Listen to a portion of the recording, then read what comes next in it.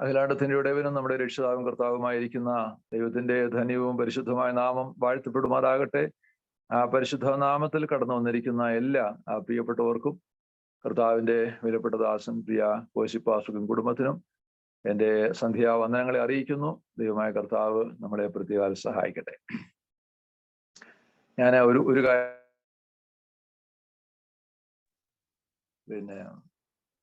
കഴിഞ്ഞ ദിവസം ഒരു മോള് സ്നാനപ്പെടാൻ വേണ്ടി തീരുമാനിച്ച് പ്രാർത്ഥിച്ചല്ലോ.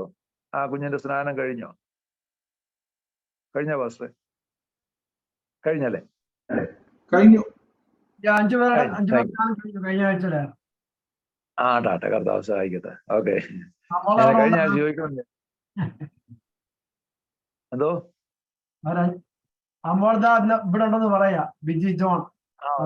ആ ശരി, ഓക്കെ ആട്ടെ. ഞാൻ അന്ന് പ്രാർത്ഥിച്ചു, തുടർന്ന് ഞാൻ പ്രാർത്ഥിച്ചു കുഞ്ഞുങ്ങളുടെ സ്നാനം ഭംഗിയായി നടക്കാൻ വേണ്ടി പ്രാർത്ഥിച്ചു. അതുകൊണ്ട് കഴിഞ്ഞ ആഴ്ച ചോദിക്കാൻ വിട്ടുപോയി, അതുകൊണ്ടാണ് ഇന്ന് ചോദിച്ചത്. ആകട്ടെ, നമ്മൾ ഈ കഴിഞ്ഞ ദിവസങ്ങളിൽ യുഗങ്ങളെ കുറിച്ച് പഠിച്ചുകൊണ്ടിരിക്കുന്നു.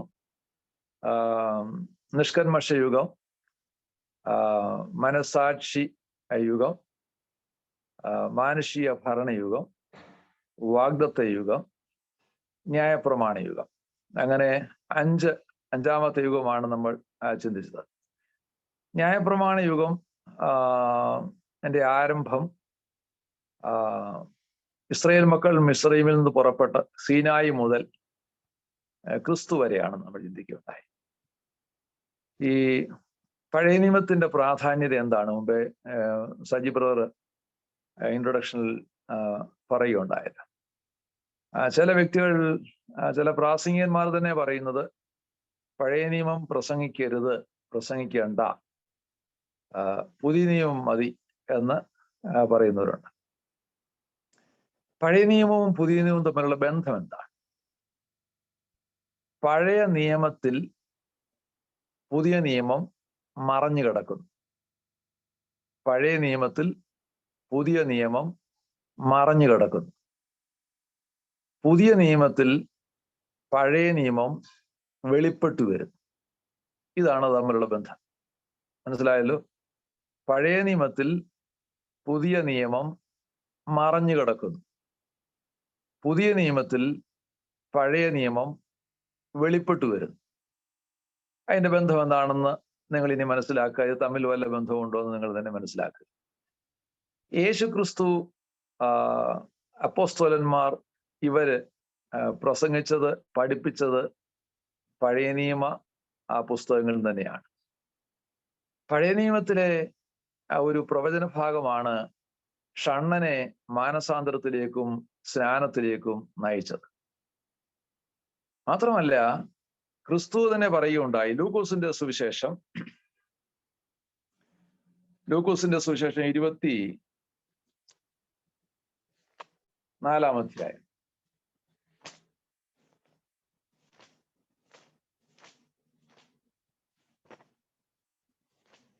24-ാം അധ്യായത്തിന്റെ 44-ാമത്തെ വാക്യം ഒന്ന് വായിക്കാം. 24-ന്റെ-44. Luke chapter 24 verse 44. പിന്നെ അവൻ അവരോട് ഇതാകുന്നു നിങ്ങളോട് കൂടെ ഇരിക്കുമ്പോൾ ഞാൻ പറഞ്ഞ വാക്ക് മോശയുടെ ന്യായപ്രമാണത്തിലും മോശയുടെ ന്യായപ്രമാണത്തിലും പ്രവാചക പുസ്തകങ്ങളിലും കീർത്തനങ്ങളിലും എന്നെ കുറിച്ച് എഴുതിയിരിക്കുന്നത് മതി. സങ്കീർത്തനങ്ങളിലും തന്നെ കുറിച്ച് എഴുതിയിരിക്കുന്നത് അവർക്ക് വ്യാഖ്യാനിച്ചു കൊടുത്തു. പഴയ നിയമത്തെ ഇസ്രായേൽ മക്കൾ 3ആയിട്ട് ആണ് തിരിച്ചിരിക്കുന്നത്: ന്യായപ്രമാണം, പ്രവാചക പുസ്തകങ്ങൾ, സങ്കീർത്തനങ്ങൾ.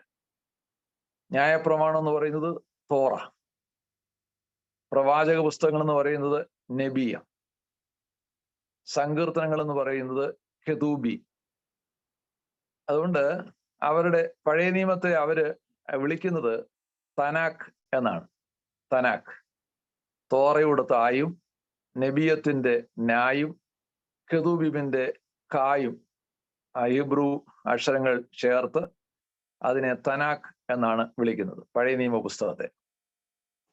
അപ്പൊ ഈ 3 പുസ്തകങ്ങളിൽ ആരെക്കുറിച്ചാണ് പറഞ്ഞിരിക്കുന്നത്? ക്രിസ്തുവിനെ കുറിച്ചാണ് പറഞ്ഞിരിക്കുന്നത്.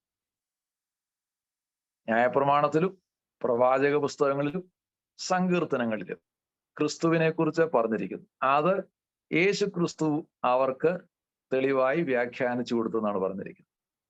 അപ്പോൾ പുതിയ നിയമം നമുക്ക് പഠിക്കണമെങ്കിൽ, മനസ്സിലാക്കണമെങ്കിൽ പഴയ നിയമത്തെ നമ്മൾ അറിഞ്ഞിരിക്കണം.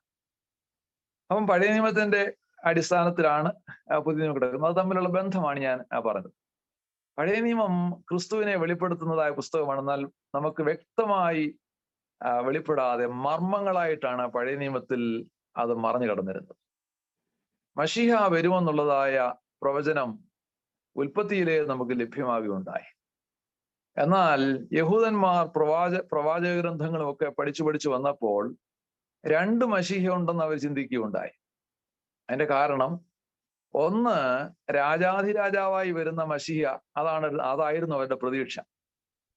എന്നാൽ പിന്നെയും വേദം പഠിക്കുമ്പോൾ, പ്രവാചക പുസ്തകങ്ങൾ പഠിക്കുമ്പോൾ കഷ്ടം അനുഭവിക്കുന്ന ഒരു മശീഹയെ കുറിച്ച് അവർക്ക് മനസ്സിലായി. കഷ്ടം അനുഭവിക്കുന്ന ഒരു മശീഹ. അപ്പോൾ അവരതുകൊണ്ട് വിചാരിച്ചു 2 മശീഹ ഉണ്ടായിരിക്കും. 2 മശീഹ.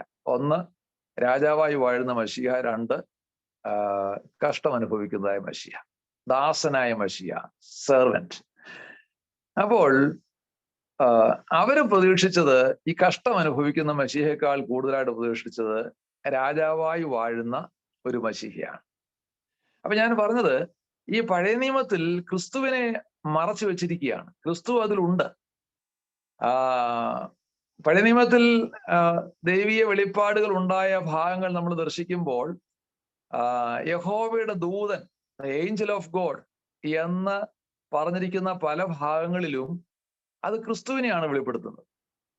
മോശയ്ക്ക് യഹോവയുടെ ദൂതൻ അഗ്നിജാലിയിൽ പ്രത്യക്ഷനായി, അത് ക്രിസ്തുവായിരുന്നു.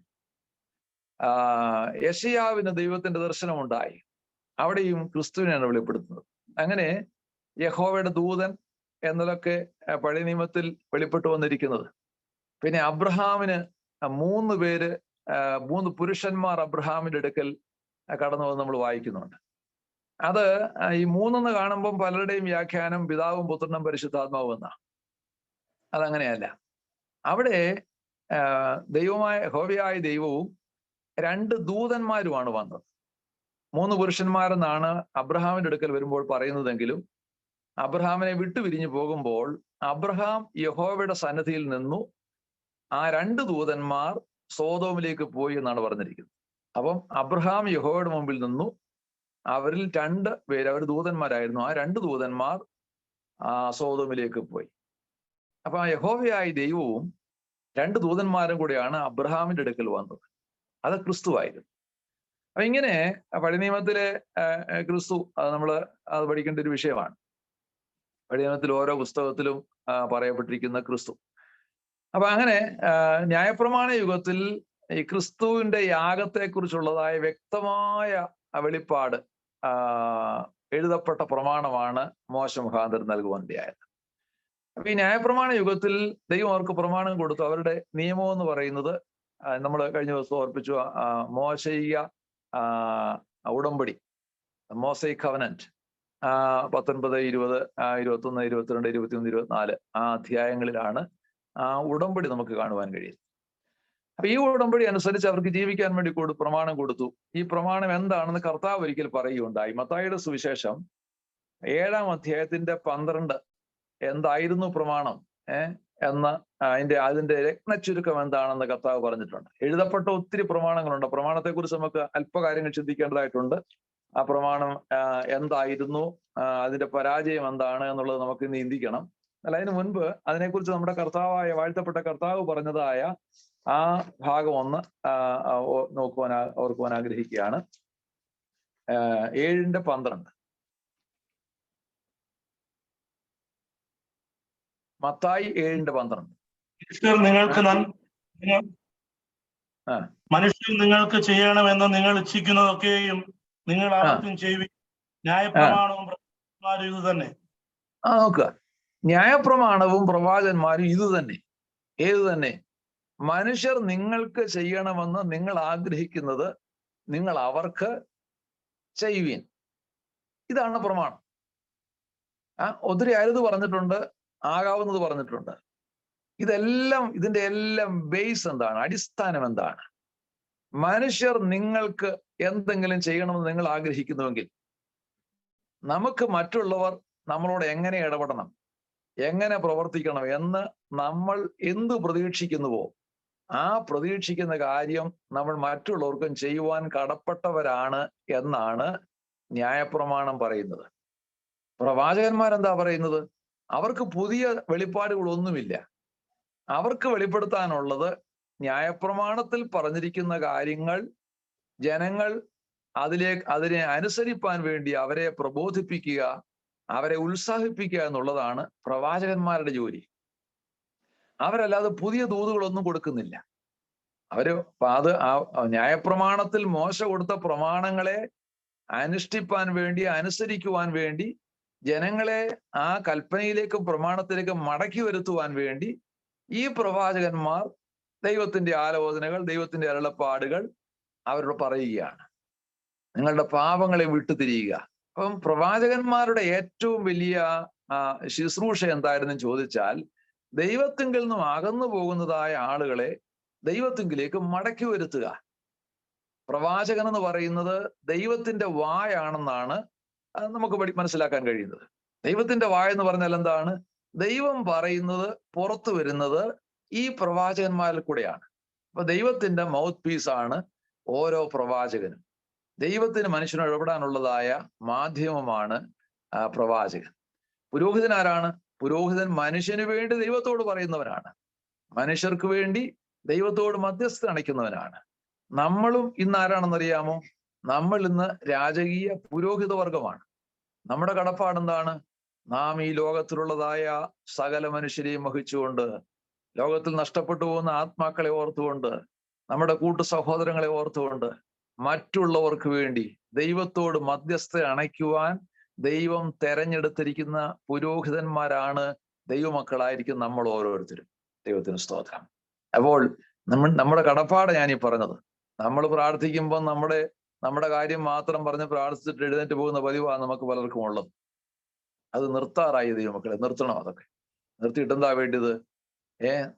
നമ്മുടെ പ്രാർത്ഥനാ ലോകം വളരെ വിശാലമാണ്. നിങ്ങൾ ഓർക്കണം.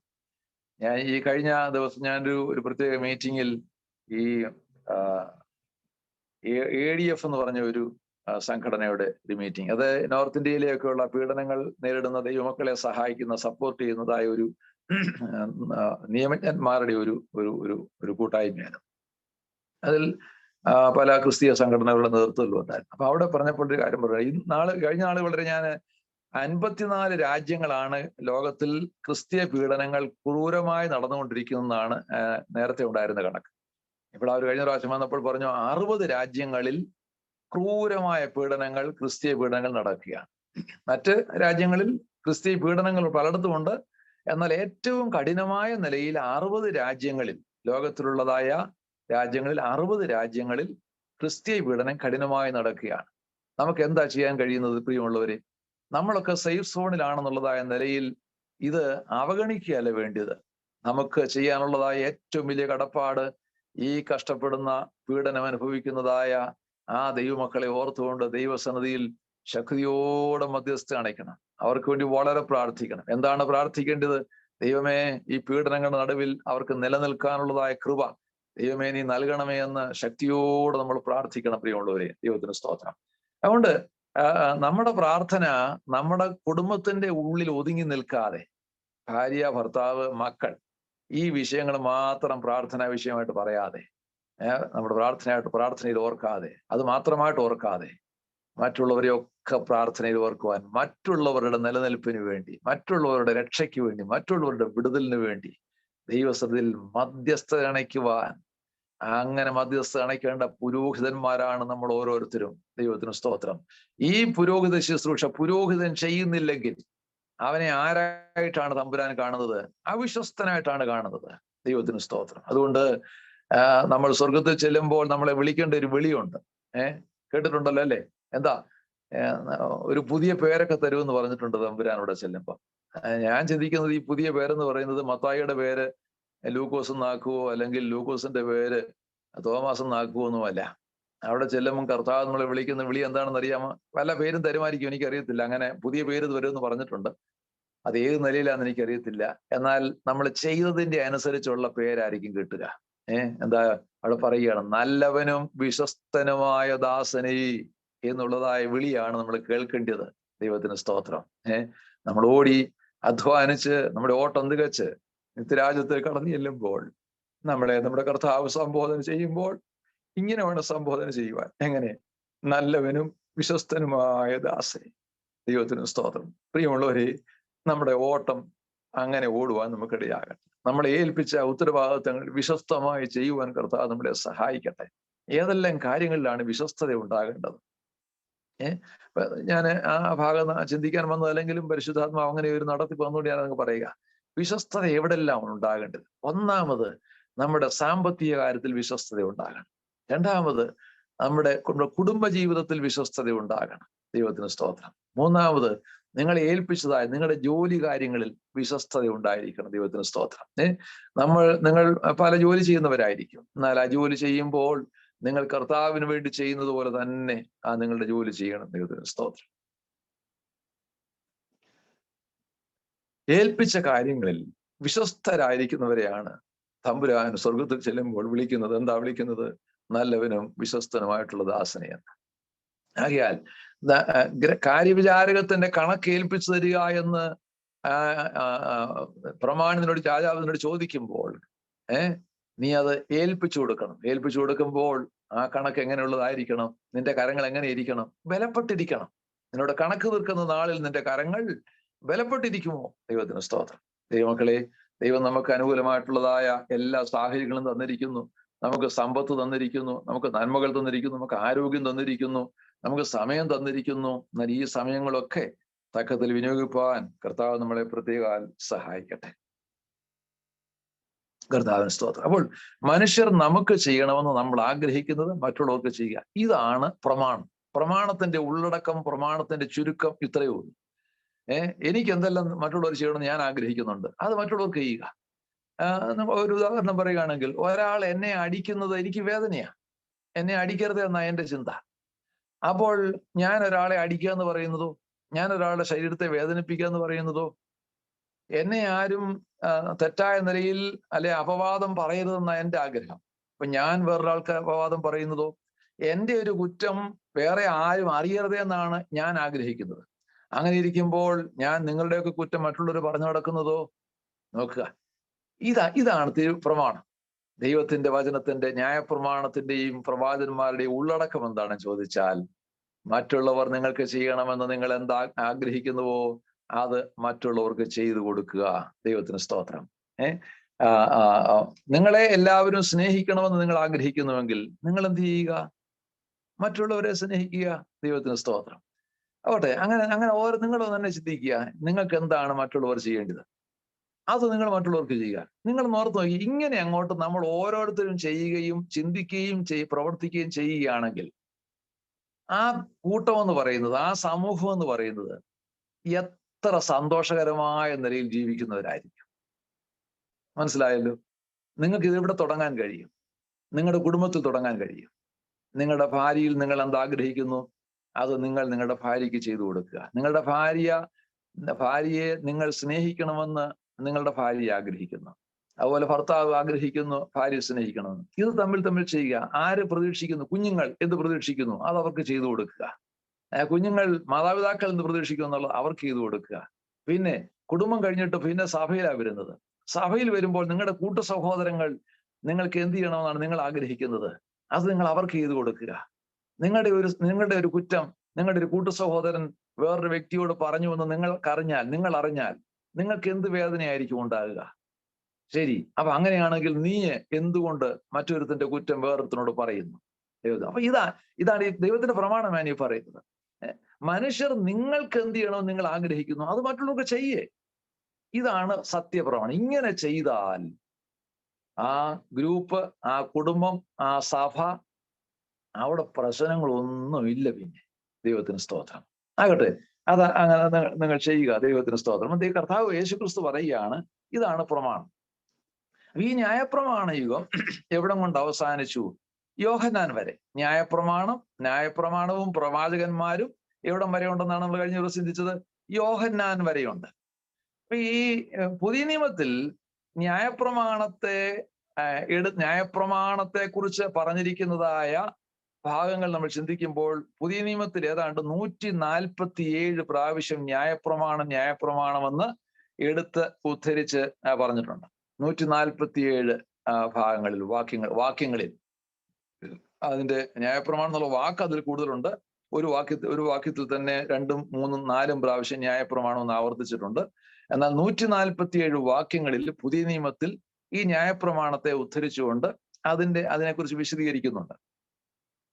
ഈ പുതിയ നിയമത്തിൽ റോമാലേഖനത്തിലാണ് അതിനെക്കുറിച്ച് കൂടുതൽ പറയുന്നത്.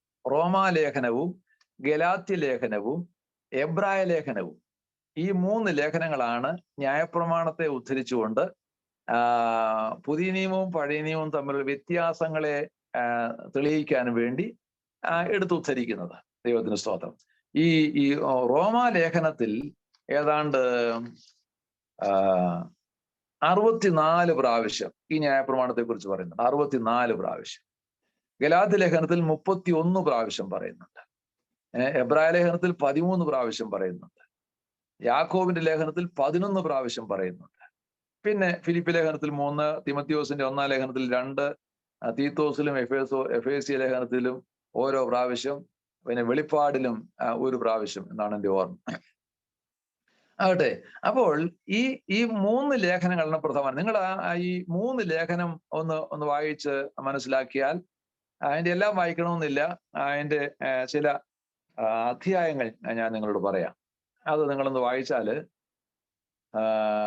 ലേഖനങ്ങളിലെ ഭാഗങ്ങൾ, അപ്പോസ്തലനായ പൗലോസ് പഠിപ്പിക്കുന്നതായ ഭാഗങ്ങൾ, അതിനകത്ത് റോമാലേഖനത്തിലെ 2-ാം അധ്യായം, പിന്നീട് 3-ാം അധ്യായം, പിന്നീട് 4-ാം അധ്യായം, 5-ാം അധ്യായം, 6-ാം അധ്യായം, 7-ാം അധ്യായം, ഇവിടെ എല്ലാം ഈ ന്യായപ്രമാണത്തിൻ്റെതായ വിശദീകരണങ്ങളാണ് പറയുന്നത്. ഓക്കെ, അപ്പൊ 13 അധ്യായങ്ങൾ പറയുന്നുണ്ട്. എന്നാൽ ഏറ്റവും കൂടുതൽ പറയുന്നത് ഈ 7 അധ്യായങ്ങൾ വരെയാണ് പറയുന്നത്. ഈ ഭാഗങ്ങൾ നിങ്ങൾ വായിച്ചു നോക്കുക. അപ്പോൾ ന്യായപ്രമാണത്തെ കുറിച്ച് എന്തെല്ലാം കാര്യങ്ങൾ ഇവിടെ പറഞ്ഞിട്ടുണ്ടെന്നുള്ളത് നിങ്ങൾക്ക് മനസ്സിലാക്കാൻ കഴിയും. ഞാൻ ഇതെല്ലാം വിശദീകരിക്കാൻ പോയാൽ നമ്മുടെ സമയം ഒത്തിരി പോകും. അതുകൊണ്ട് ഞാൻ വിശദീകരിക്കുന്നില്ല. നിങ്ങൾ ഈ ഭാഗങ്ങൾ വായിച്ചിട്ട് നിങ്ങൾക്കൊരു ഒരു ഹോംവർക്ക് ഞാൻ തരികയാണ്. ന്യായപ്രമാണം എന്നുള്ളത് ആ പദം എവിടെയെല്ലാം ഉണ്ട്, എന്തെല്ലാമാണ് ന്യായപ്രമാണത്തെ കുറിച്ച് പറഞ്ഞിരിക്കുന്നതെന്ന് നിങ്ങൾ തന്നെ കണ്ടുപിടിച്ച് എഴുതി നിങ്ങളുടെ പാസ്റ്ററെ കാണിക്കുക. അപ്പോൾ അത് നിങ്ങൾക്ക് പഠിക്കാനുള്ള ഒരു മാർഗവുമാകും. പിന്നെ എന്താ റോമാലേഖനം പറയും? റോമാലേഖനം ന്യായപ്രമാണത്തെ കുറിച്ച് പറയുന്നതായ കാര്യം എന്താണെന്ന് ചോദിച്ചാൽ, ന്യായപ്രമാണത്തിന്റെ പ്രവൃത്തികളാൽ മനുഷ്യൻ എന്ത് ചെയ്യുന്നില്ല? നീതീകരണം കിട്ടുന്നില്ല. ന്യായപ്രമാണത്തിന്റെ പ്രവൃത്തികളാൽ അല്ല നീതീകരണം ഉണ്ടാകുന്നത്, പിന്നെയോ വിശ്വാസത്താൽ അത്രേ. അതാണ് ഇതിന്റെ റോമാലേഖനത്തിലെ ലേഖനത്തിന്റെ സംഗ്രഹം തന്നെ അതാണ്. അതിന്റെ പ്രധാനപ്പെട്ട വിഷയം തന്നെ അതാണ്. എന്താണ്? വിശ്വാസത്താലുള്ള നീതീകരണം. ഇന്ന് നമ്മൾ മനസ്സിലാക്കുന്ന വിശ്വാസത്താലുള്ള നീതീകരണം എന്നുള്ളതായ ഉപദേശം, അത് ക്രിസ്തീയ സഭയുടെ അന്ധകാര കാലഘട്ടത്തിൽ അത് മറഞ്ഞുപോയി. അത് ആളുകൾക്ക് മനസ്സിലാക്കാൻ കഴിയാതെ പോയി. എന്നാൽ 16-ാം നൂറ്റാണ്ടിൽ ഈ ഉപദേശം സ്ഥാപിച്ചത് നവീകരണ വീരനായിരുന്നതായ പേര് മറന്നുപോയല്ലോ, മാർട്ടിൻ ലൂഥർ. ശരി, നവീകരണ വീരനായിരുന്നതായ മാർട്ടിൻ ലൂഥറിനാണ് ഈ സത്യം വെളിപ്പെട്ട് കിട്ടിയത്. അദ്ദേഹം ജർമ്മനിയിലുള്ള വിറ്റൻബർഗ് പള്ളിയുടെ പടവുകൾ മുട്ടിന്മേൽ വലിഞ്ഞ് മുകളിലേക്ക് കയറുകയാ. കർമ്മത്താലുള്ള ശുദ്ധീകരണം കിട്ടാൻ വേണ്ടി, പാപക്ഷമ ലഭിപ്പാൻ വേണ്ടി, ശരീരത്തെ ദണ്ഡിപ്പിച്ച് അങ്ങനെ ദൈവത്തെ പ്രസാദിപ്പിക്കാൻ ശ്രമിക്കുന്നതായ ആ കൂട്ടരെ അവർ മുട്ടയിൽ വലിഞ്ഞു കയറി പോകുമ്പോൾ അദ്ദേഹത്തിന്റെ അന്തരാത്മാവിൽ പരിശുദ്ധാത്മാവ് ഇടപെട്ട വചനമാണ്, എന്റെ നീതിമാൻ വിശ്വാസത്താൽ ജീവിക്കും, എന്റെ നീതിമാൻ വിശ്വാസത്താൽ ജീവിക്കും. പെട്ടെന്ന് അദ്ദേഹം റോമാലേഖനം എടുത്ത് വായിക്കാൻ തുടങ്ങി, പഠിക്കാൻ തുടങ്ങി.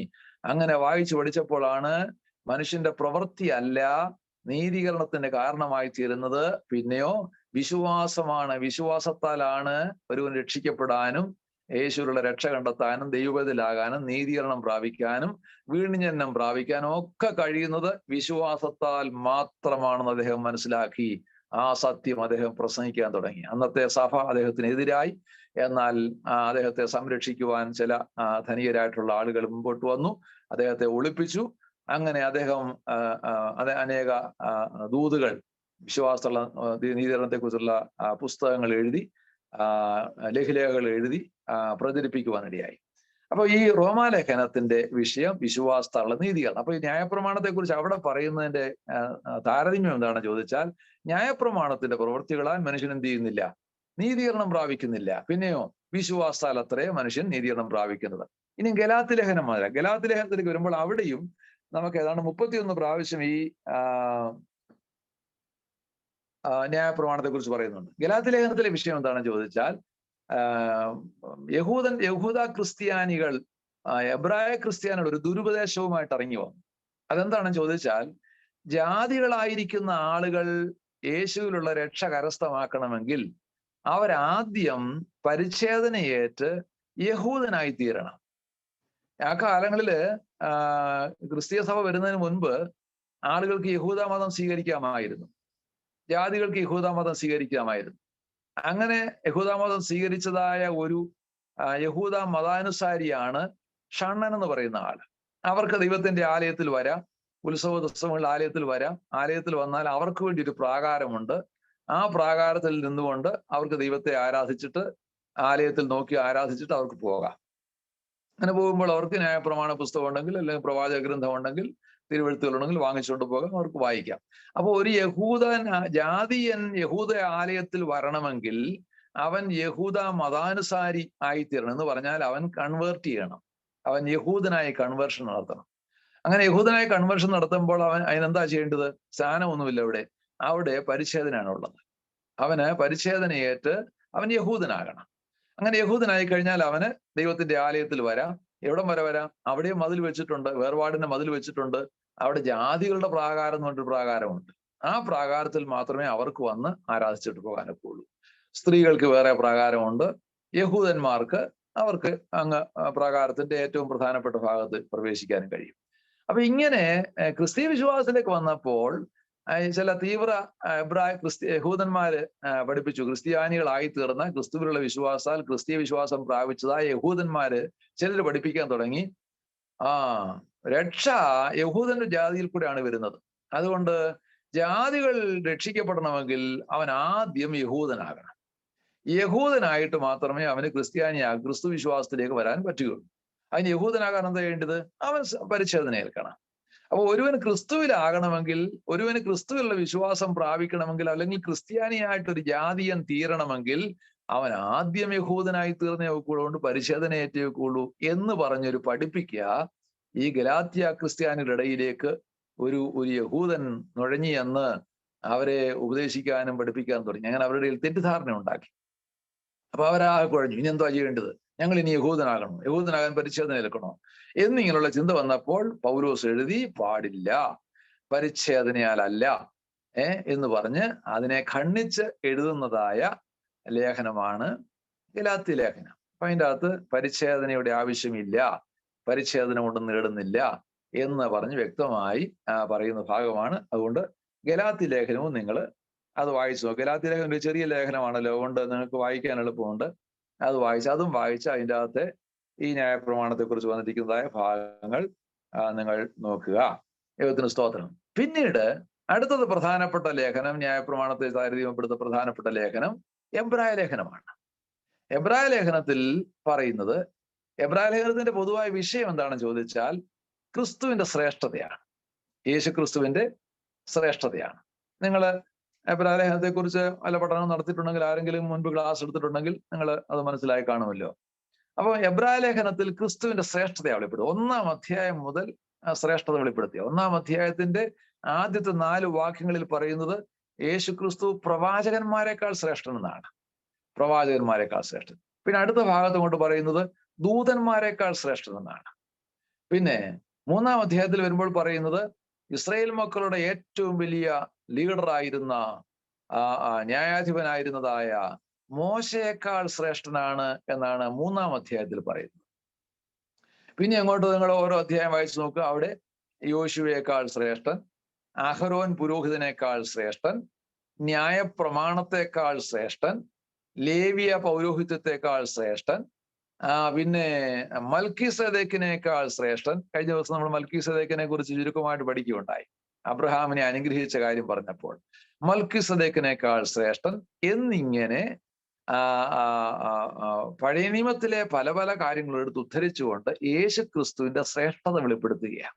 കാരണം യഹൂദ ക്രിസ്ത്യാനികളാണ് എബ്രായ ക്രിസ്ത്യാനികൾക്കാണ് ഇത് എഴുതുന്നത്. എബ്രായ ക്രിസ്ത്യാനിയുടെ ആരംഭം അറിയാമല്ലോ. ക്രിസ്തീയ സഭയുടെ പ്രാരംഭം അല്ലെങ്കിൽ ശൈശവാനുഭവത്തിൽ രക്ഷിക്കപ്പെട്ട സഭയിലേക്ക് ചേർന്നതായ ഏറ്റവും ആദ്യത്തെ ആളുകൾ എന്ന് പറയുന്നത് യഹൂദന്മാരായിരുന്നു. യെരുശലേമിൽ കൂടിയിരുന്നതായ യേശുവിന്റെ ശിഷ്യന്മാരും അവിടെ വന്നതായ യഹൂദന്മാരും ഈ ഒച്ച കേട്ട് വന്നതായ യഹൂദന്മാരും പത്രോസിന്റെ പ്രസംഗത്തിൽ രക്ഷിക്കപ്പെട്ട് യേശുവിലുള്ള വിശ്വാസത്താൽ സഭയിലേക്ക് ചേർന്നു. ആ കൂട്ടം എന്ന് പറയുന്നത് യഹൂദ ക്രിസ്ത്യാനികളായിരുന്നു. 35 വർഷം കഴിഞ്ഞപ്പോൾ ആണ് ഈ എബ്രായ ലേഖനം എഴുതുന്നത്. 35 വർഷം കഴിഞ്ഞപ്പോൾ ഇവരെ വിശ്വാസത്തിൽ ഒത്തിരി ക്ഷീണിച്ചു പോയി. അവർ മാനസികമായിട്ട് തളർന്നു. എന്നാ തളരാൻ കാര്യമെന്നറിയാമോ? നിരാശ അവരെ ബാധിച്ചു. എന്തിനാ നിരാശ ബാധിച്ചത്? അവരുടെ പ്രതീക്ഷകൾ പലതും അസ്തമിച്ചു പോയി. അതെന്തുവാ? അവര് പ്രതീക്ഷിച്ചിരുന്നു മശിഹ നമ്മുടെ ആയുസ്സിൽ തന്നെ വരും. കാരണം മശിഹ സ്വർഗാരോഹണം ചെയ്തപ്പം പറഞ്ഞത് എന്തുവാ? 2 ദൂതന്മാർ വന്നു പറഞ്ഞു, അല്ലയോ ഗലീല പുരുഷന്മാരെ, നിങ്ങൾ ഇങ്ങനെ ആകാശത്തിലേക്ക് നോക്കി നിൽക്കുന്നത് എന്ത്? നിങ്ങളെ വിട്ട് സ്വർഗാരോഹണം ചെയ്തവനായി ഈ മശിഹ ഈ യേശു അവൻ പോകുന്നവനായി കണ്ടതുപോലെ തന്നെ അവൻ വീണ്ടും മടങ്ങി വരും. അപ്പൊ അവരുടെ ഹൃദയത്തിലെ പ്രത്യക്ഷ, അവൻ പോയത് നമ്മൾ കണ്ടല്ലോ. അങ്ങനെയാണെങ്കിൽ അവൻ മടങ്ങി വരുന്നത് നമ്മൾ എന്ത് ചെയ്യും? കാണും. അപ്പൊ ഈ ചിന്ത അവരുടെ ഉള്ളങ്ങളെ ആഴമായി ഭരിച്ചതുകൊണ്ട് അവരൊരു കാര്യം തീരുമാനിച്ചു, നമുക്കിനിയും കർത്താവിങ്ങി വരും, നമ്മളെ ചേർക്കാൻ വരും. അതുകൊണ്ട് നമുക്കുള്ളതൊക്കെ വിറ്റുപറക്കി ഒരുമിച്ച് ഭക്ഷിച്ച് കുടിച്ച് നമുക്കിവിടെ സ്തോത്രം പാടി പ്രാർത്ഥിച്ച് ആരാധിച്ച് ഇവിടെ അങ്ങ് കഴിയാം എന്നുള്ളതായ പ്രതീക്ഷയോടുകൂടെ ഓരോരുത്തർ ബർന്നബാസ് തന്റെ വസ്തുവെല്ലാം വിറ്റുകൊണ്ട് അപ്പോസ്തലന്മാരുടെ കാക്കൽ വെച്ചു.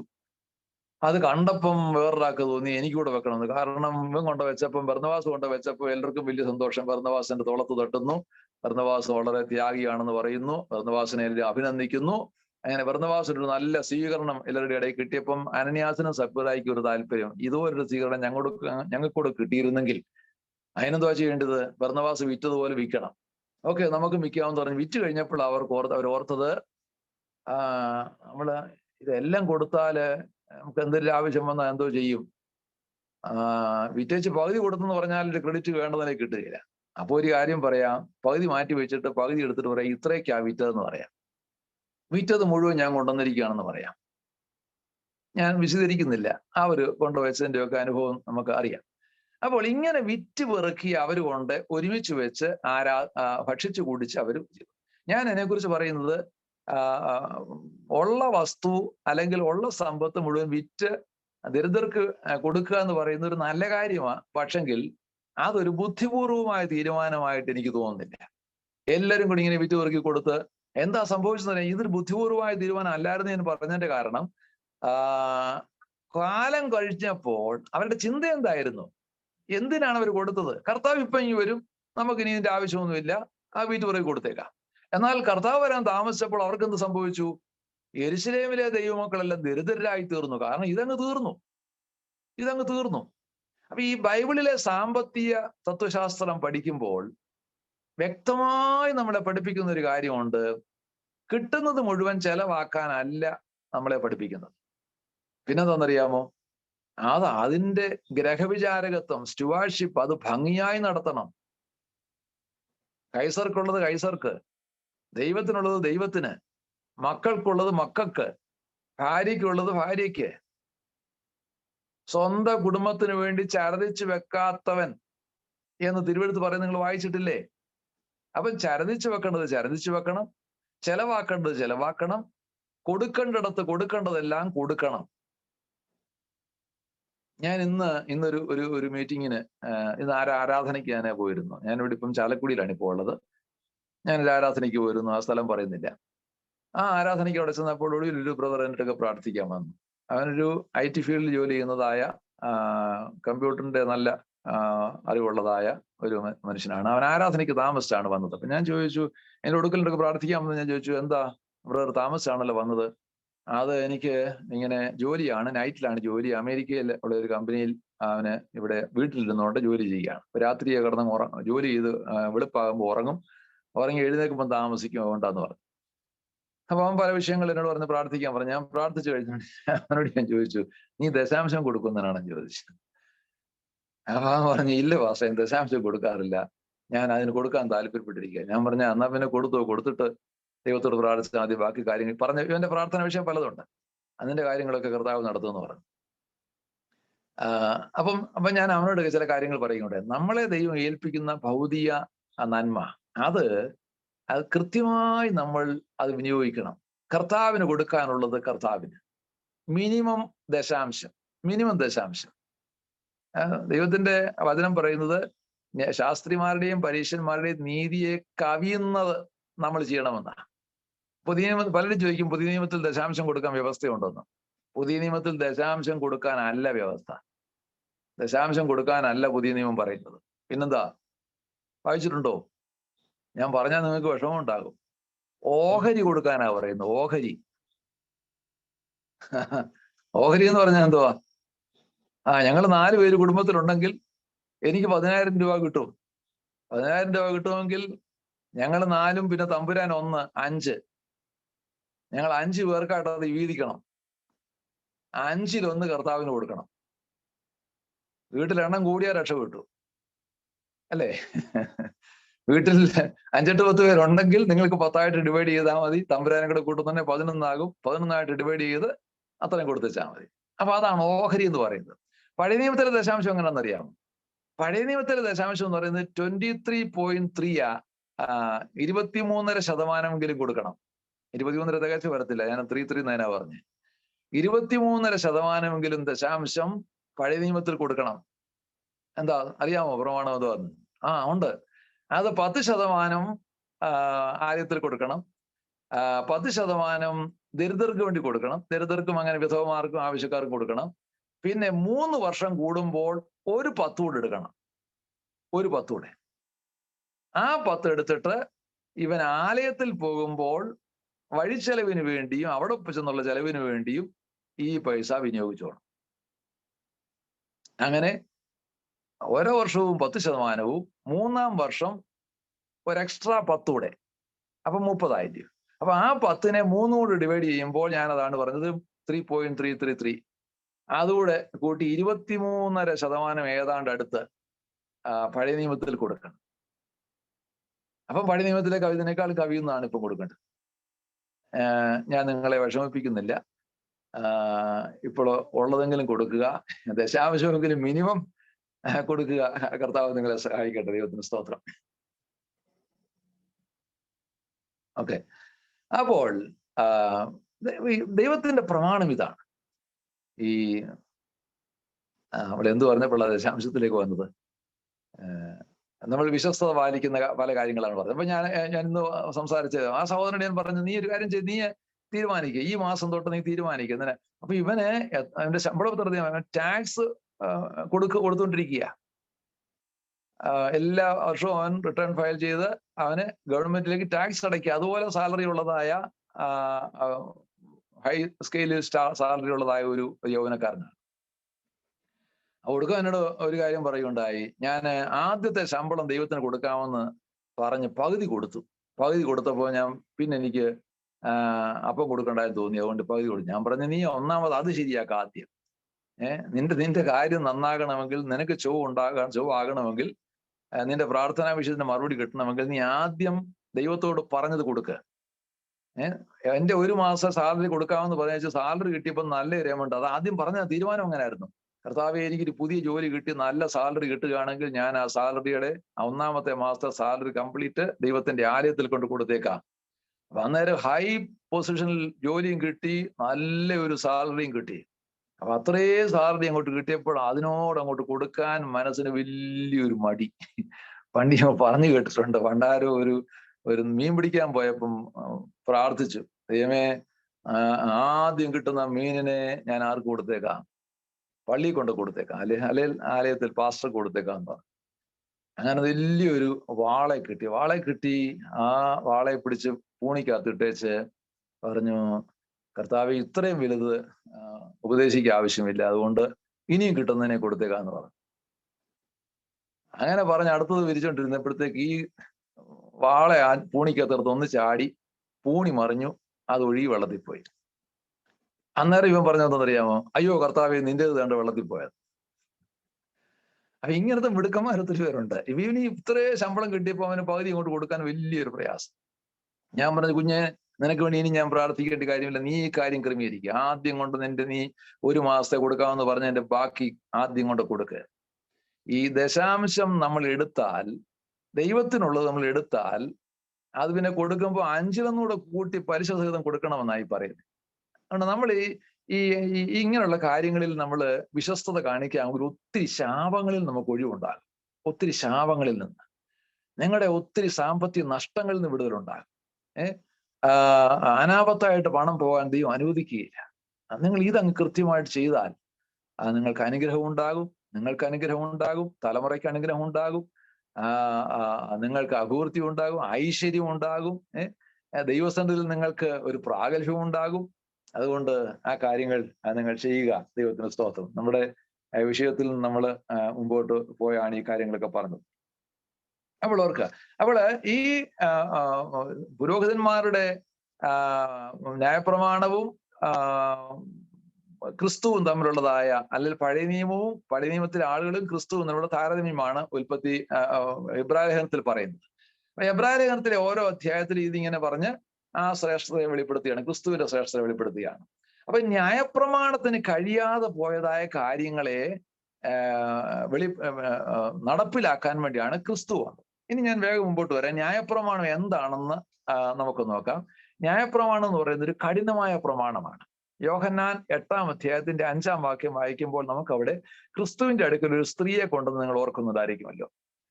വ്യഭിചാരത്തിൽ പിടിക്കപ്പെട്ടതായ സ്ത്രീയെ കൊണ്ടെന്ന് പറഞ്ഞു, കർത്താവേ, ഇവളെ ഞങ്ങൾ പാപത്തിൽ പിടിച്ചിരിക്കുന്നു, ഇവളെ കല്ലെറിഞ്ഞു കൊല്ലണമെന്നാണ് ന്യായപ്രമാണം പറയുന്നത്, നീ എന്തോ പറയുന്നു? നോക്കുക. അപ്പൊ ന്യായപ്രമാണത്തിന്റെ ഉപദേശം എന്താണ്? ഒരുത്തൻ പാപം ചെയ്താൽ അവനെ വെച്ചേക്കത് കല്ലെറിഞ്ഞു കൊല്ലണം. പിന്നെ ആ പ്രമാണത്തിന്റെ വേറൊരു വിശേഷത ലേവ്യ പുസ്തകം 24-ാം അധ്യായത്തിന്റെ 20-ാമത്തെ വാക്യത്തിൽ പറയുന്നുണ്ട്. എന്താണെന്നറിയാമോ? ഒടിവിന് പകരം ഒടിവ്, ചതവിന് പകരം ചതവ്, പല്ലിന് പകരം പല്ല്, മുറിവിന് പകരം മുറിവ്. അത്രയും വിശദീകരിച്ച് അവിടെ പറയുന്നില്ല. അവിടെ മൂന്ന് കാര്യങ്ങൾ: ഒടിവിന് പകരം ഒടിവ്, കണ്ണിന് പകരം കണ്ണ്, പല്ലിന് പകരം പല്ല്. അപ്പം എന്നിട്ട് അടുത്ത് വിശദീകരിച്ച് പറയുന്നുണ്ട്, ഇങ്ങനെ ഒരുവൻ മറ്റവന് കേട് വരുത്തിയതുപോലെ തന്നെ അവനും വരുത്തണം. ഒരുത്തന് കേട് എങ്ങനെ ഒരുത്തൻ വരുത്തുമോ അതുപോലെ തന്നെ അവനും വരുത്തണം എന്ന് പറഞ്ഞാൽ, ഒരുത്തൻ അടിച്ച കൂട്ടത്തിൽ ഒരുത്തന്റെ പല്ലങ്ങ് പോയി. ആ എത്രാമത്തെ പല്ലാണോ പോയത് അതേ പല്ല് ഈ അടിച്ചവന്റെ അടിച്ചിളക്കണം. പിന്നെ ഒരുത്തനെ അടിച്ചപ്പോൾ അവന്റെ ദേഹം ചതഞ്ഞു, അതേ ഭാഗത്ത് കമ്പ് കൊണ്ടാണെങ്കിൽ കമ്പ് കൊണ്ട്, കമ്പി കൊണ്ടാണെങ്കിൽ കമ്പി കൊണ്ട് അതേ ഭാഗത്ത് അടിച്ച് ചതയ്ക്കണം. പിന്നെ ഒരുത്തനെ വാക്കത്തിയെടുത്ത് വെട്ടി കാല് മുറിഞ്ഞു, കാല് മുറിഞ്ഞതേ ഉള്ളെങ്കിൽ മറ്റവന്റെയും കാല് അതുപോലെ മുറിക്കണം. കാല് മുറിഞ്ഞ് 2ആയി പോയെങ്കിൽ അവന്റെയും കാല് മുറിക്കണം. അപ്പൊ നോക്ക്, ഇങ്ങനത്തെ കഠിനമായ ഒരു പ്രമാണമായിരുന്നു ന്യായപ്രമാണം എന്ന് പറയുന്നത്. മോശ മുഖാന്തരം ലഭിച്ചതായ പ്രമാണം, ദൈവം കൊടുത്തതായ പ്രമാണം അവര് കൽപ്പന അനുസരിപ്പാൻ വേണ്ടി അതിന്റെ കഠിനതയെ വർദ്ധിപ്പിക്കുകയുണ്ടായി. പക്ഷെങ്കിൽ ന്യായപ്രമാണം നല്ലതാ, പക്ഷെങ്കിൽ അത് അനുസരിക്കാൻ മനുഷ്യരെ കൊണ്ട് കഴിയാതെ പോയി. ദൈവത്തിന് സ്തോത്രം. റോമലേഖനം 4-ാം അധ്യായത്തിന്റെ 15-ാം വാക്യം വായിക്കുമ്പോൾ, റോമർ 4:15 വായിക്കുമ്പോൾ, ഈ ന്യായപ്രമാണം കോപത്തിന് ഹേതുവാകുന്നതാണെന്നാ പറഞ്ഞിരിക്കുന്നത്. കോപത്തിന് ഹേതുവാകുന്നതാണ്. ആരുടെ കോപത്തിന്? ദൈവകോപത്തിന്. ദൈവത്തിന് സ്തോത്രം. കാരണം ഇത് പ്രമാണം കൊടുത്തു. പ്രമാണം കൊടുത്തപ്പോഴാണ് മനുഷ്യന് ഇത് അരുതാത്തത് എന്താണെന്നും ആകുന്നത് എന്താണെന്നുള്ള അറിവ് കിട്ടിയത്. അതാണ് അവിടെ പറയുന്നത്. അതിനെക്കുറിച്ച് പാപത്തിന്റെ റോമർ 3:20 പറയുന്നു. അപ്പൊ ഇത് പാപത്തിന്റെ പരിജ്ഞാനം നമുക്ക് തരികയാ ന്യായപ്രമാണം. ന്യായപ്രമാണം പാപത്തിന്റെ പരിജ്ഞാനം തരിക. പൗലോസ് അതിനെ കുറിച്ച് പറയുന്നുണ്ട്, കൊല ചെയ്യരുതെന്നുള്ള കൽപ്പന കിട്ടിയില്ലായിരുന്നെങ്കിൽ ഞാനത് പാപമാണെന്ന് അറിയില്ലായിരുന്നു. മോഹിക്കരുത് എന്നുള്ളതായ കൽപ്പന വന്നതുകൊണ്ടാണ് മോഹിക്കുന്നത് പാപമാണെന്ന് എനിക്ക് മനസ്സിലായത്. അപ്പോൾ കൽപ്പന കിട്ടിയപ്പോഴാണ് പാപത്തെക്കുറിച്ചുള്ള അറിവ് എനിക്ക് ഉണ്ടാകുന്നത്, പാപത്തെക്കുറിച്ചുള്ള പരിജ്ഞാനം ഉണ്ടാകുന്നത്. അത് കൽപ്പന വരുന്നതിന് മുൻപ് അറിവ് കൂടാതെ ഞാൻ ചെയ്തു. എന്നാൽ കൽപ്പന വന്നപ്പോഴോ അറിഞ്ഞുകൊണ്ട് ചെയ്യുന്നു. വ്യത്യാസം കൂടിയതേ ഉള്ളൂ. മുമ്പായിരുന്നെങ്കിൽ അറിയാതെ ചെയ്തെന്ന് പറയാം. എന്നാൽ ഇപ്പോൾ അറിഞ്ഞിട്ട് ചെയ്യുകയാണ്. അറിഞ്ഞിട്ട് ഇത് തെറ്റാണെന്ന് അറിയാം, പക്ഷെങ്കിൽ ചെയ്തു പോയി. ഞാൻ ഇച്ഛിക്കാത്ത തിന്മ ചെയ്യുന്നു എന്ന് പൗലോസ് പറയുന്ന പോലെ അതുപോലെ ചെയ്തു പോയി. അപ്പോൾ ഇത് പാപത്തിന്റെ പരിജ്ഞാനം വരുത്തുന്നതാണ്. റോമർ 3:20. പിന്നെ എഫേസർ 2:14 വായിക്കുമ്പോൾ വായിക്കുന്നത് ന്യായപ്രമാണം ശത്രുത്വമാകുന്നു. ആ വാക്യം ഒന്ന് വായിച്ച്, എഫേസർ 2:14.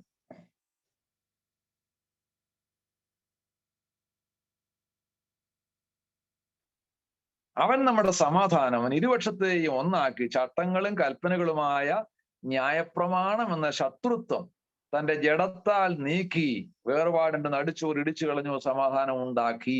ദൈവത്തിന് സ്തോത്രം. അപ്പോൾ ന്യായപ്രമാണം എന്ന എന്താ പറഞ്ഞിരിക്കുന്നത്?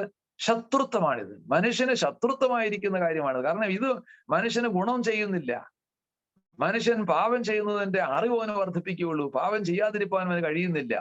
പ്രമാണം നല്ലതാണ്, അതനുസരിച്ചാൽ അനുഗ്രഹമാണ്. പക്ഷെങ്കിൽ അവർക്കത് അനുസരിപ്പാൻ കഴിയുന്നില്ല. അനുസരിക്കാൻ കഴിയുന്നില്ലെങ്കിൽ ആ പ്രമാണത്തിന്റെ ഗുണമെന്താണ്? ആ പ്രമാണത്തിന് ഗുണമില്ല. അതൊരു ശത്രുതയായിട്ടിരിക്കുകയാണ്. അയ്യോ, പ്രമാണം എന്ന് കേൾക്കുമ്പോൾ തന്നെ പേടി തോന്നുകയാ. അല്ലേ? നോക്കുക. പിന്നെ ഗലാത്യർ 3:2 പറയുമ്പോൾ പറയുന്നു, അത് ചെയ്യുന്നവൻ അതിനാൽ ജീവിക്കും. ന്യായപ്രമാണത്തിന്റെ ചെയ്യുന്നവൻ അത് പ്രവർത്തിച്ചാൽ ജീവിക്കും. പക്ഷെ പ്രവർത്തിക്കാൻ കഴിയുന്നില്ലല്ലോ. പിന്നെ എങ്ങനെ ജീവിക്കുന്നത്? അതാണ് അതിന്റെ പരാജയം. ദൈവത്തിന് സ്തോത്രം. പിന്നെ റോമർ 4:15 പറയുന്നു, അത് കോപത്തിന് ഹേതുവാകുന്നു. കോപത്തിന് ഹേതുവാകുന്നു. റോമർ 4:15.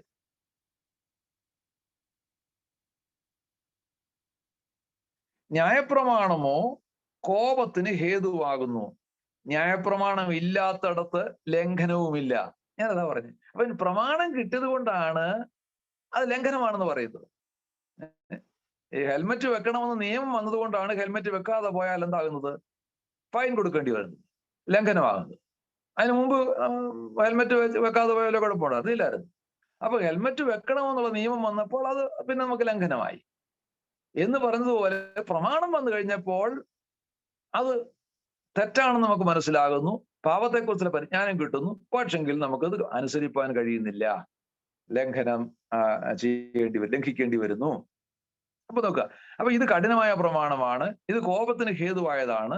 പ്രവർത്തിക്കുന്നവർക്ക് മാത്രമേ അതിനാൽ ജീവിക്കാൻ പറ്റുകയുള്ളൂ, അല്ലാത്തവർക്ക് ജീവിക്കാൻ പറ്റുകയില്ല. ഇത് ശത്രുത്വമാണ് നമുക്ക്. ഇത് പാപത്തിന്റെ പരിജ്ഞാനം വരുത്തുന്നതാണ്. അല്ലാതെ നമുക്ക് ചെയ്യാതിരിക്കാനുള്ളതായ യാതൊരു കഴിവും നമുക്ക് ഉണ്ടാകുന്നില്ല. ദൈവത്തിന് സ്തോത്രം.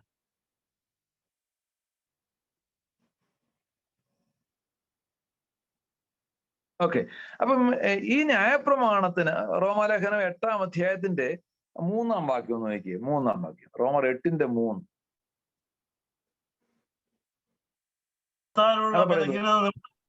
ന്യായപ്രമാണത്തിനെ സാധിപ്പാൻ ദൈവം തന്റെ പുത്രനെ പാപജഡത്തിന്റെ സാദൃശ്യത്തിലും പാപനിമിത്തവും അയച്ചു. പാപത്തിന് ജഡത്തിൽ ശിക്ഷ വിധിച്ചു. ഓക്കെ. ന്യായപ്രമാണത്തിന് കഴിയാഞ്ഞതിനെ സാധിപ്പാൻ നോക്കി. അപ്പൊ ന്യായപ്രമാണം കൊടുത്തെങ്കിലും, ആ ന്യായപ്രമാണ യുഗത്തിൽ ദൈവം എഴുതപ്പെട്ട പ്രമാണം കൊടുത്തെങ്കിലും അതിന് സാധിക്കാൻ കഴിയാതെ പോയ പല കാര്യങ്ങളുണ്ട്. ന്യായപ്രമാണത്തിന് എന്ത് കഴിഞ്ഞില്ല? അതിന് കഴിയാതെ പോയത്. ന്യായപ്രമാണത്തിന് കഴിയാഞ്ഞതിനെ സാധിപ്പാൻ ദൈവം തന്റെ പുത്രനെ അയച്ചു. എന്താ ന്യായപ്രമാണത്തിന് കഴിയാതെ പോയത്? ന്യായപ്രമാണത്താൽ ഒന്നിനും സമ്പൂർണത വന്നില്ല. എബ്രായർ 7:11. എബ്രായർ 7:11 പറയുന്നു. 11, 19, 9:22 ഈ വാക്യങ്ങൾ നോട്ട് ചെയ്യുക. നോട്ട് ചെയ്തിട്ട് നിങ്ങൾ വായിക്കുക. സമ്പൂർണത വന്നില്ല, പെർഫെക്റ്റ്നെസ് അതുകൊണ്ടുണ്ടായില്ല. അതിന് പാപത്തിന്റെ സമ്പൂർണ്ണ പരിഹാരം വരുത്തുവാൻ ഈ ന്യായപ്രമാണത്തിന് കഴിഞ്ഞില്ല. ഒന്നാമത്തെ കാര്യമാണ്. പാപത്തിന്റെ സമ്പൂർണ്ണ പരിഹാരം വരുത്തുവാൻ ന്യായപ്രമാണത്തിന് കഴിഞ്ഞില്ല.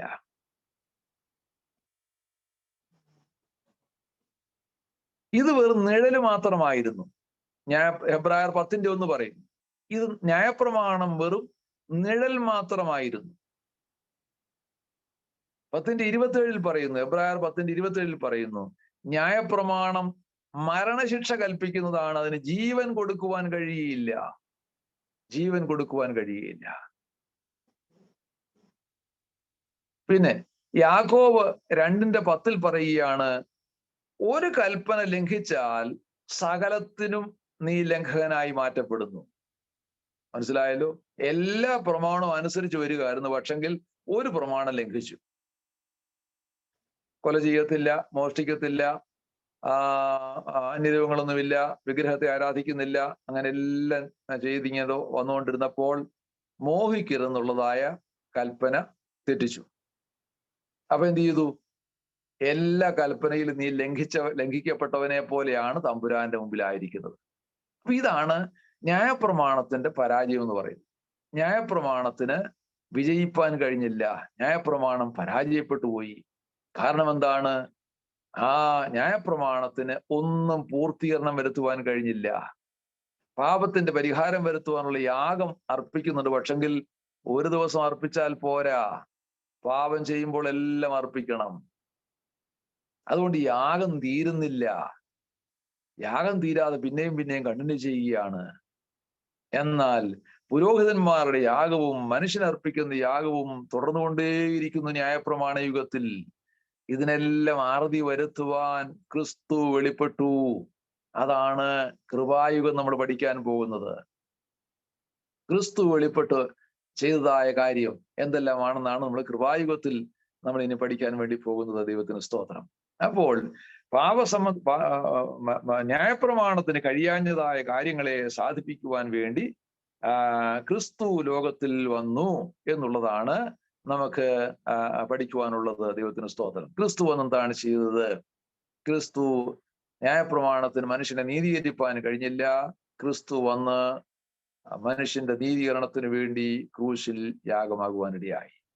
അപ്പോൾ പഴയ നിയമ പ്രവാചകന്മാരും ന്യായപ്രമാണവും എല്ലാം ക്രിസ്തു വരെ അല്ലെങ്കിൽ യോഹന്നാൻ വരെ നിൽക്കുവാനിടയായി. പഴയ നിയമത്തിലെ പ്രവാചകന്മാരുടെ കാലം മലാഖി വരെയായിരുന്നു. മലാഖിയുടെ കാലം എന്ന് പറയുന്നത് BC 4-ാം നൂറ്റാണ്ടാണ്. 4-ാം നൂറ്റാണ്ട്.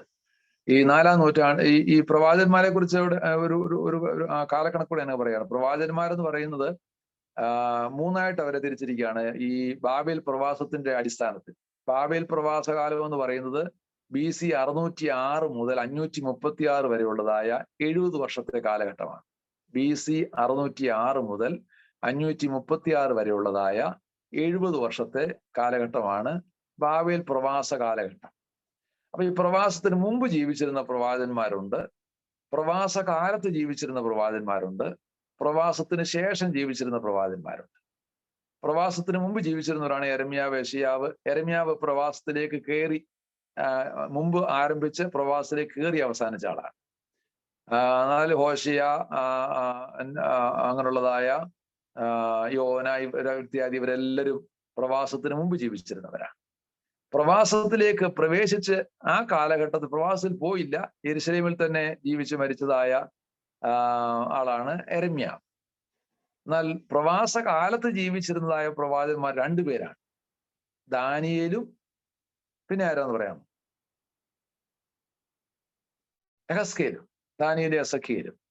ദാനിയേലും എസക്കിയേലും പ്രവാസകാലത്ത് ജീവിച്ചിരുന്നവരാണ്. പ്രവാസ കാലം കഴിഞ്ഞ് ജീവിച്ചിരുന്നതായ 3 പ്രവാചകന്മാരുണ്ട്, ഹോശയ, സഖരിയ, മലാഖി. ഹോശയ അല്ല, ഹഗായി. ഹഗായി, സഖരിയ, മലാഖി. ഒടുവിലത്തെ 3 പ്രവാചകന്മാർ. അങ്ങനെ മലാഖിയുടെ പ്രവചനത്തോടുകൂടെ ഈ പ്രവചന കാലം അല്ലെങ്കിൽ പ്രവാചകന്മാരുടെ ഇടപാട് അല്ലെങ്കിൽ ദൈവം മനുഷ്യനോട് ഇടപെടുന്നതായ, ഇസ്രായേൽ ജാതിയോട് ഇടപെടുന്നതായ ആ പ്രവചന കാലഘട്ടം അവസാനിച്ചു. പിന്നെ ഒരു 400 വർഷം ഇസ്രയേലിന്റെ അല്ലെങ്കിൽ യഹൂദ ജനത്തിന്റെ ബ്രാക്കറ്റ് പീരീഡ് അല്ലെങ്കിൽ ഇരുളടഞ്ഞ കാലഘട്ടം എന്നാണ് പറയുന്നത്. എന്നുകൊണ്ട് ദൈവം ആ കാലത്ത് സംസാരിച്ചില്ല എന്ന് നമുക്ക് പറയാൻ പറ്റുകയില്ല. ദൈവം വ്യക്തികളോട്, ജാതി എന്നുള്ള നിലയിൽ യഹൂദനെ വിട്ടെങ്കിലും വ്യക്തികളോട് ദൈവം എന്ത് ചെയ്തുകൊണ്ടിരുന്നു? ഇടപെട്ടുകൊണ്ടിരുന്നു. ആ ഇടക്കാല ചരിത്രം നമുക്ക് മനസ്സിലാക്കാൻ കഴിയുന്നതായ പുസ്തകം ഏതാണെന്ന് ചോദിച്ചാൽ അപ്പോക്രിഫയിലുള്ളതായ ചില പുസ്തകങ്ങളാണ്. തോബിത്ത് അങ്ങനെയൊക്കെ ഉള്ളതായ നിങ്ങൾ കേട്ടിട്ടുണ്ടല്ലേ? അപ്പോക്രിഫ പുസ്തകം കണ്ടിട്ടുള്ള അപ്പോക്രിഫ പുസ്തകം അറിയാമല്ലോ അല്ലേ? ഈ റോമൻ കത്തോലിക്കരുടെ ബൈബിളിനകത്ത് ആ അപ്പോക്രിഫകളുടെ ഉണ്ട്. പിന്നെ അങ്ങനെ യഹൂദന്മാരുടെ ഇടക്കാലങ്ങളിലെ ചരിത്രമാണ് അതിൻ്റെ അകത്ത് പറയുന്നത്. അപ്പൊ അവരുടെ ആ മക്കാബിയരുടെ യുദ്ധവും അങ്ങനെയുള്ളതായ കാര്യങ്ങളൊക്കെ ആ പുസ്തകങ്ങളിൽ പറയുന്നു. അങ്ങനെ ദൈവം വ്യക്തമായി ജാതിയോട് ഇടപെടാതിരുന്ന കാലം കഴിഞ്ഞിട്ട് യോഹന്നാൻ ദൈവം എഴുന്നേൽപ്പിക്കുകയാണ്. യോഹന്നാൻ ഒരു പുരോഹിതന്റെ മകനായിരുന്നു, സഖരിയ പുരോഹിതന്റെ മകൻ. എന്നാൽ യോഹന്നാന്റെ ശുശ്രൂഷ പുരോഹിത ശുശ്രൂഷ ആയിരുന്നില്ല, പിന്നെയോ ഒരു പ്രവാചകന്റെ ശുശ്രൂഷയായിരുന്നു. യോഹന്നാൻ ജനിച്ചു കഴിഞ്ഞപ്പോൾ അപ്പനായ സഖരിയാവിന്റെ നാവ് തുറന്നു. അവന് യോഹന്നാൻ എന്ന് പേരിട്ടപ്പോൾ നാവ് തുറന്നു. നാവ് തുറന്നിട്ട് അവൻ പ്രവചനാത്മാവിൽ പാടിയിട്ട് ഇങ്ങനെയാണ് പറഞ്ഞത്: നീയോ പൈതലേ അത്യുന്നതനായ ദൈവത്തിന്റെ പ്രവാചകൻ എന്ന് വിളിക്കപ്പെടും. നീയോ പൈതലേ അത്യുന്നതനായ ദൈവത്തിന്റെ പ്രവാചകൻ എന്ന് വിളിക്കപ്പെടും. ആരാ? പുരോഹിതന്റെ മകനാ. പക്ഷെങ്കിൽ അവൻ ആരായിട്ടാണ് ദൈവം അഭിഷേകം ചെയ്തിരിക്കുന്നത്? പ്രവാചകനായിട്ട്. എന്നിട്ട് ലൂക്കോസ് നിങ്ങൾ 3-ാം അധ്യായം 1, 2, 3 വാക്യങ്ങൾ വായിച്ചു നോക്കണം. തിബരിയാസ് കൈസറും നാടുവാഴുന്ന കാലത്ത് എന്നിട്ട് കുറച്ച് പേരുടെ പേര് ഇന്നാരും ഓരോ പ്രദേശങ്ങളിൽ ഗവർണർമാരായിരിക്കുമ്പോൾ അനനിയാസും പിന്നെ പുരോഹിതൻ അനനിയാസും കയ്യാഫാവും മഹാപുരോഹിതന്മാരായിരിക്കും കാലം യോഹന്നാന് മരുഭൂമിയിൽ വെച്ച് യഹോവയുടെ അരുളപ്പാടുണ്ടായി. മനസ്സിലായോ?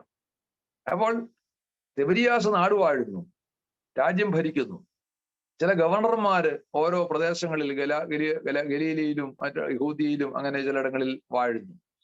അനന്യാസും കയ്യാഫാവും പുരോഹിതന്മാരായിരിക്കുന്നു, മഹാപുരോഹിതന്മാരായിരിക്കുന്നു.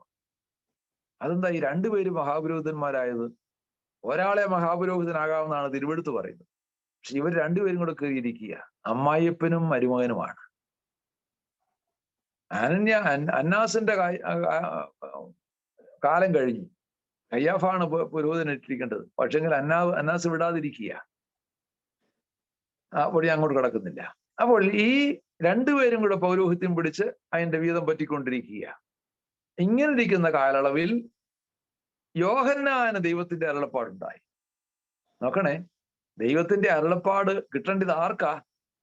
പുരോഹിതന്മാർക്ക് കിട്ടേണ്ടതാ. പുരോഹിതൻ ദൈവത്തിന്റെ അരുളപ്പാട് പ്രസ്താവിക്കേണ്ടവനാ. പക്ഷെ അവന് കിട്ടിയില്ല. അവൻ പുരോഹിതനായിട്ട് ഇപ്പോഴും കുപ്പായം ഇട്ടുകൊണ്ടിരിപ്പുണ്ടോടെ. പക്ഷെങ്കിൽ കുപ്പായമൊന്നുമില്ലാത്തതാ യോഹന്നാൻ ആലയത്തിലല്ല, കൊട്ടാരത്തിലുമല്ല. പിന്നെയോ അവൻ മരുഭൂമിയിലാണ്. മരുഭൂമിയിൽ ആയിരിക്കുന്ന ദൈവവിളിയുള്ള യോഹന്നാന് ദൈവത്തിന്റെ അരുളപ്പാട് ലഭിച്ചു. ദൈവമക്കളെ, ദൈവിക അരുളപ്പാട് കിട്ടുവാൻ സ്ഥാനങ്ങളോ പദവികളോ അതിനുള്ള പ്രത്യേകമായ സ്ഥലങ്ങളോ ഒന്നും വേണ്ട. പിന്നെയോ ദൈവത്തിന്റെ അരുളപ്പാട് കിട്ടുവാൻ ദൈവത്തിന്റെ പ്രസാദം മാത്രം മതി. ദൈവത്തിന് സ്തോത്രം. അതുകൊണ്ട് ദൈവപ്രസാദം ലഭിപ്പാൻ തക്കോണം ജീവിക്കുവാൻ നമ്മൾ ഓരോരുത്തരും തയ്യാറാകുന്നുവെങ്കിൽ ദൈവമായ കർത്താവ് നമ്മളെ സഹായിക്കും. ദൈവത്തിന് സ്തോത്രം. അപ്പോൾ യോഹന്നാൻ അരുളപ്പാടുണ്ടായി. യോഹന്നാൻ വിളിച്ചു പറഞ്ഞു, മാനസാന്തര പ്രസംഗം നടത്തിക്കൊണ്ട് വന്നു. ഇവൻ ആർക്ക് മുന്നോടിയായിട്ട് വന്നു? അവൻ ക്രിസ്തുവിന് മുന്നോടിയായിട്ട് വന്നു.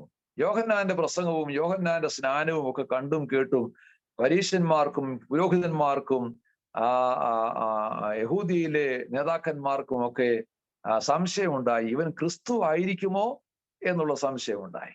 ഉണ്ടായിട്ട് ഒരു ഡെലിഗേഷനെ വിട്ടു, ഒരു ഗ്രൂപ്പിനെ വിട്ടു. നിങ്ങൾ പോയി യോഹന്നാന്റെ ചോദിച്ചിട്ട് വാ, നീ ആരാണ്? നീ മശീഹാണ് ചോദിച്ചിട്ട് വരാൻ പറഞ്ഞു. അങ്ങനെ ഒരു ഗ്രൂപ്പ് വന്ന് യോഹന്നാന്റെ അടുക്കൽ വന്നു. യോഹന്നാനെ, നീ ആരാണ്? നീ മശീഹയാണ്? അപ്പോൾ യോഹന്നാൻ പറഞ്ഞു, ഞാൻ മശീഹയല്ല. പിന്നെ ആരാണ് നീ?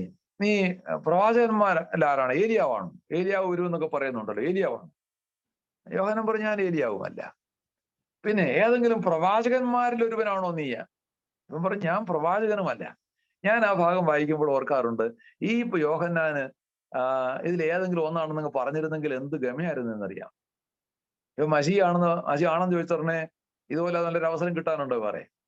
ആണെന്നങ്ങ് പറഞ്ഞാൽ പോരെ, അല്ലെന്ന് തെളിയിക്കാൻ അവരെ കൊണ്ട് കഴിയും. അവർക്ക് സംശയം ഉണ്ടായിട്ടാ വന്നത്. അപ്പൊ ആണെന്ന് പറയാമെങ്കിൽ അംഗീകരിക്കാനാ സാധ്യത എന്ന് ഞാൻ ചിന്തിക്കുന്നത്. പക്ഷെ യോഹന്നാൻ അത് പറഞ്ഞില്ല. ഒടുക്കം ചോദിക്കുന്നതിനെല്ലാം അല്ല അല്ല അല്ല എന്ന് മറുപടി പറഞ്ഞപ്പോൾ ഒടുക്കം അവർക്ക് അവർ പറഞ്ഞു, മര്യാദയ്ക്ക് കാര്യം പറ, നീ ആരാണെന്ന് ഞങ്ങളെ അയച്ചവരോട് ഞങ്ങൾക്ക് പോയി പറയണം. നീ ആരാ? നിന്നെ കുറിച്ച് നീ എന്താ പറയുന്നത്? ഞങ്ങൾ പറയാൻ പറഞ്ഞു. അപ്പോൾ യോഹന്നാൻ പറയുകയാണ്, ഞാന് ക്രിസ്തുവല്ല, ഞാൻ ഏലിയാവല്ല, ഞാൻ യെരമ്യാവല്ല, ഞാൻ പ്രവാചകന്മാരിൽ ആരുമല്ല. പിന്നെയോ മരുഭൂമിയിൽ വിളിച്ചു പറയുന്നവന്റെ ശബ്ദമാകുന്നു ഞാൻ. എത്ര പേർക്ക് അങ്ങനെ പറയാൻ കഴിയും? എന്റെ പേഴ്സണാലിറ്റി, എനിക്ക് എന്റെ പദവി, ഇതൊന്നും വെളിപ്പെടുത്തുവാൻ എനിക്ക് ആഗ്രഹമില്ല. നിങ്ങൾ അങ്ങനെയൊക്കെ ചോദിച്ചാൽ എനിക്കൊന്നും പറയുവാനില്ല. ഞാൻ ആരാണെന്ന് അറിയാമോ? ഞാൻ വെറും ഒരു ശബ്ദം മാത്രമാണ്. നിങ്ങൾക്കറിയാമോ ശബ്ദത്തിന്റെ പേഴ്സണാലിറ്റി എന്താണ്? ശബ്ദത്തെ ആർക്കെങ്കിലും കാണാൻ കഴിയും? ശബ്ദത്തിന് എന്തെങ്കിലും ഒരു ഒരു ഒരു ഒരു ഐഡന്റിറ്റി നിങ്ങൾക്ക് പറയാൻ പറ്റുമോ? ഒന്നുമില്ല. ശബ്ദം അതിന്റെ പിൻപിലെ ആൾ ആരാണെന്ന് പോലും നമുക്കറിയത്തില്ല. ഒരു ശബ്ദമായിട്ട് വന്നാൽ യോഹന്നാൻ പറയുകയാണ്, ഞാൻ മരുഭൂമിയിൽ വിളിച്ചു പറയുന്നവനായവന്റെ ശബ്ദം. എന്താ വിളിച്ചു പറയുന്നത്? കർത്താവിന് വഴിയൊരുക്കുവീൻ, കർത്താവിന് വഴിയൊരുക്കുവീൻ. ദൈവമക്കളെ, നമുക്ക് കർത്താവിന്റെ ഒരു ശബ്ദമായിട്ട് മാറ്റപ്പെടാം. ക്രിസ്തുവിന് വേണ്ടി വഴി നിരത്തുവാനുള്ളതായ ഒരു ശബ്ദമായിട്ട് നമുക്ക് മാറ്റപ്പെടാം. നമ്മുടെ ഐഡന്റിറ്റി എല്ലാം മാറ്റിവെക്കാം. നമ്മുടെ പേഴ്സണാലിറ്റി എല്ലാം മാറ്റിവെക്കാം. ഞാനൊരു വലിയ ആളാണെന്നുള്ള ഭാവമൊക്കെ മാറ്റിവെക്കാം. ഞാൻ ക്രിസ്തുവിന്റെ ദാസനെന്നും അവന്റെ ഒരു ശബ്ദമാണെന്നും പറഞ്ഞ് നമ്മളെ ഒന്ന് താഴ്ത്താനുള്ളതായ ഒരു നല്ല മനസ്സ് നമുക്ക് എല്ലാവർക്കും ഉണ്ടാകേണ്ടതിന് വേണ്ടി നമ്മളെ ഒന്ന് ഏൽപ്പിച്ചു കൊടുക്കുന്നുണ്ട്. ദൈവത്തോട് പ്രാർത്ഥിക്കാം. ഞാൻ എൻ്റെ വാക്കുകൾ ഇന്നിവിടെ അവസാനിപ്പിക്കുകയാണ്. നമുക്ക് അടുത്ത ആഴ്ച തൊട്ട് കൃപായുഗത്തിലേക്ക് പ്രവേശിച്ച് അതിന്റെ ഇന്നത്തെ നമ്മൾ കണക്ട് ചെയ്ത് ചിന്തിക്കുകയായിരുന്നു. കൃപായുഗവും ന്യായപ്രമാണവും ചേർത്ത് കണക്ട്